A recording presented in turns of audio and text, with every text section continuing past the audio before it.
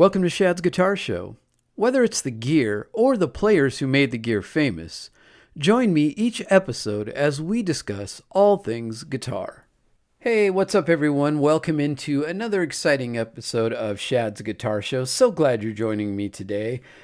Today is going to be a cool one. We're going to dive into a guitar that I've recently become super interested in, and it's kind of got a really cool legacy, and it's associated with one of my,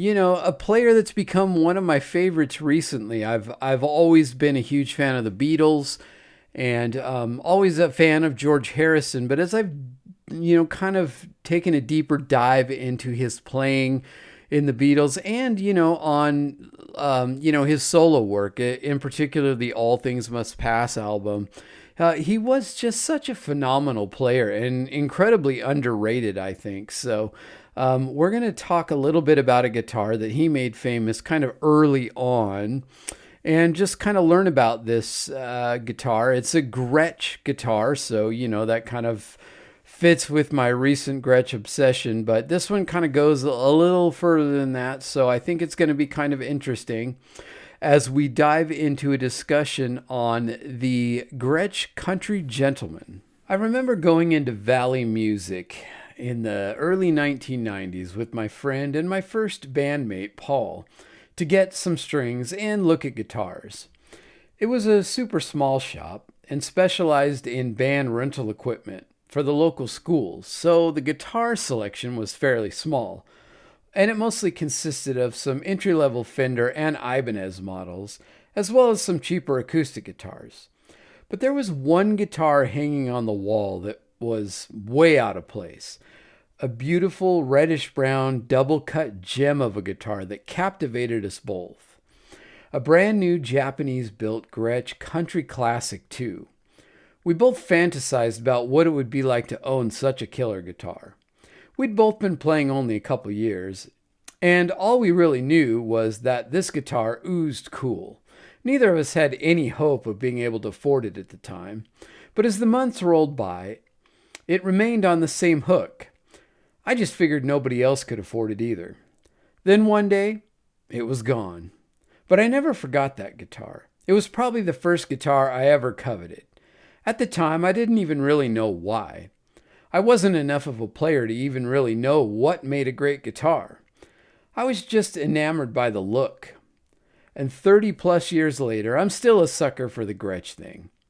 Of course, I've been a sucker for a lot of brands and models over the years, but I've had an on-again, off-again relationship with Gretsch maybe more than any other brand.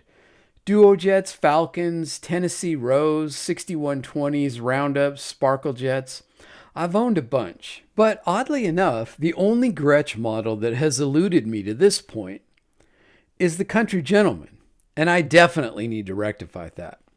I may be doing just that as you're listening to this. You never know. But for now, let's talk about the Country Gent and learn what it is, where it came from, and the basics of this awesome guitar. The Chet Atkins Country Gentleman, the model's official name, had at least two distinct incarnations and several variations during its long lifespan, originally as a single cutaway model and later as a double cutaway version. The development of the original single cutaway model probably began in late 56 or early 57, years which saw competition in the electric guitar market really begin to escalate. Gretsch and Gibson were pursuing very similar design and development paths during this time period. The parallels and timing are quite intriguing. Both companies were working steadily on what they perceived to be the next generation of electric guitars. Semi-solid with a much thinner body and electronics that didn't hum. Gibson was developing its legendary humbucking pickups and the ES-335, and Gretsch was working on its own humbucking pickup design, the Filtertron, and what would become the Country Gentleman model.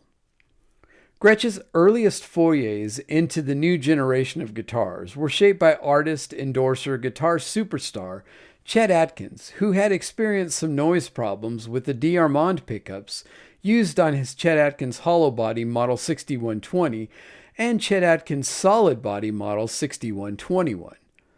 Chet was a no-frills guy, and while delighted to have an endorsement deal, he wasn't completely enamored with the flashiness of his 6120 and 6121 models.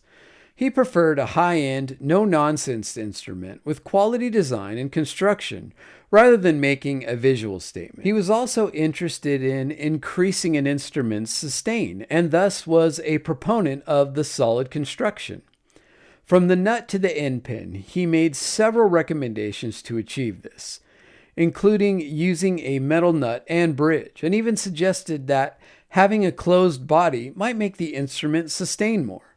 The earliest version of Chet's Vision was produced in mid-1957 and has come to be known by Gretsch aficionados as the White Gentleman, appropriately named for its white-colored top. Bearing no official name, just a label affixed to the bottom of the pickguard with the model number 6122. These instruments appear to be a country gent prototype, and very few were produced. It's clear from examining these white gents that Gretsch was developing one of the earliest semi-solid thin-body electric guitars. The Country Gentleman, numerically designated in Gretsch catalog as model PX6122, made its official debut in late 1957 as a 1958 model. While the name Country Gentleman could aptly describe Chet Atkins himself, it's more likely in reference to the song of the same name that Chet originally recorded in 1953. As a high-end model, it was the top of the line in the Chet Atkins series. It was produced in limited numbers, and given the $500 price tag, a substantial sum of money in 1958. It sold in limited numbers, and in Gretsch's electric line, only the White Falcon was more expensive. Produced as a single cutaway from model year 1958 through model year 1961, there's a simple, understated elegance to this version of the gent, sporting a closed 17-inch wide electrotone body with solid bracing and simulated F-holes, Gretsch's new humbucking pickups, the Ray Butts designed Filtertron, and its trademark metal nameplate on the headstock. The gent was fairly conservative in its appearance. Its walnut mahogany stained finish was quite a contrast to the rest of the Gretsch line, which featured pretty wild colors like oriental red, Bordeaux burgundy, Cadillac green, lotus ivory, bamboo yellow, copper mist, spotlight sparkle silver, smoke green, jaguar tan, and amber red. From the sophisticated Art Deco stair-step Grover Imperial tuners to the ebony fingerboard with the neoclassical position markers to the exquisitely figured curly maple used in the construction of many gents from this period, it's clear that this was a very fine high-end instrument. By 1961, Gretsch had decided to revamp its line of electric guitars. The single biggest change was the decision to phase out the single cutaway construction in favor of a double cutaway design. The Country Gentleman made this transition in late 1961. Other significant changes included a snap-on back pad for more comfortable playing, and the addition of two felt string mutes, one for the bass string and one for the treble strings, that could be raised or lowered by dialing up the appropriate knob. Still a high-quality instrument, the gent retained the Grover Imperial tuners, dual Filtertron pickups, and metal nameplate. As with the single cutaway gent, many of these early double cuts continued to feature beautifully figured maple tops. In February of 1964, the Beatles would make their first visit to America. Their appearance on The Ed Sullivan Show marked the beginning of the British invasion and is touted as the day popular music in America was changed forever. By this time, George Harrison had been a Gretsch player for several years, his first quality American electric guitar being a Duojet. On The Sullivan Show, he played a 1963 Country Gentleman with a very dark mahogany-stained finish that on television looked black. This marked the beginning of the country gent's rapid rise to the role of cultural icon. It also marked the beginning of a huge increase in the production of the country gent and of Gretsch guitars in general. If Gretsch had a rough equivalent to Fender Stratocaster in terms of production numbers, the post-Sullivan appearance 6122 was it. Gretsch sold thousands of country gents based on George Harrison's unofficial endorsement.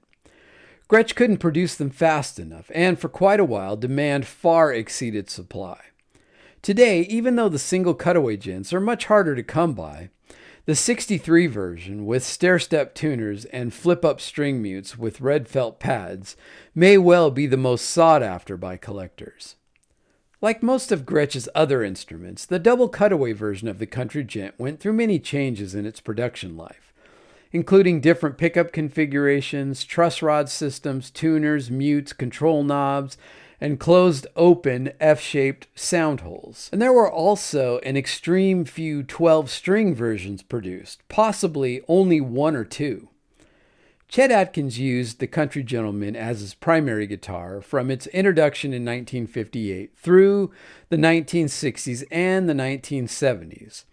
In fact, it's safe to say that Chet used the 6122 Country Gentleman model much more extensively than the 6120 Chet Atkins Nashville model, which is the guitar we probably most associate him with. But the Country Gentleman was designed to satisfy Chet's desire for a more refined and professional signature instrument. As we know from the 6120 episode, Chet never cared for the outlandish and overstated country kitsch of the early 6120s. Atkins remained with Gretsch as a consultant and user until 1980, with the Country Gentleman being his signature go-to during the height of his career. As I mentioned earlier, the Gent had two really distinct iterations. Key 50s era specification details. Hollow body single cut with painted simulated F-holes to reduce feedback. Laminated figured maple. Walnut stain of gloss nitrocellulose. 24.5-inch scale length. A maple neck with an ebony fretboard. Pearl thumbnail inlays, dual Filtertron pickups, a Bigsby B6 with wire handle, master volume, 2 pickup volumes, and a tone switch with a nut width of 1.73 inches. And the key 60s era specifications, 17-inch wide, 2-inch deep body, hollow maple with double cutaway and padded back, walnut stained gloss nitrocellulose. F-holes painted on or simulated. Neck was a 3-piece maple with ebony fingerboard, 22 frets, and a 0 fret. Scale length of 24.6 inches. 2 Filtertron humbucking pickups, 3 volume knobs, 1 for each pickup and 1 master. 3-way pickup selector with a 3-way tone switch and a standby switch. Gold-plated Grover Imperial tuners. Bigsby vibrato tailpiece, and flip-up string mutes, and a space control bridge. It's easy to dismiss the Country Gentleman's understated looks in favor of the striking aesthetic of the 6120s, the Falcons, the Sparkle Jets, and Penguins. The Gent isn't a guitar that screams, "Look at me," in the way that many other Gretsch models do. But that's not surprising considering the man who the guitar was built for. Chet was not a flashy guy. He was the consummate professional, an elegant player and a master of studio production who preferred to let his skills as a guitarist make him stand out. And since we've been talking about him in legendary guitar player circles for the better part of 70 years, I'd say he did just that. And now, if you'll excuse me, I need to do some browsing on Reverb. If you've enjoyed this look at the legendary Gretsch Country Gentleman, make sure to share it with a guitar-playing friend. Also, please leave a 5-star rating and review wherever you're listening to this. That is incredibly helpful to the show.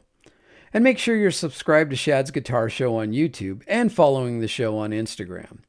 Thanks for your support, my friends. You keep listening and I'll keep talking all things Gretsch. I mean, guitar.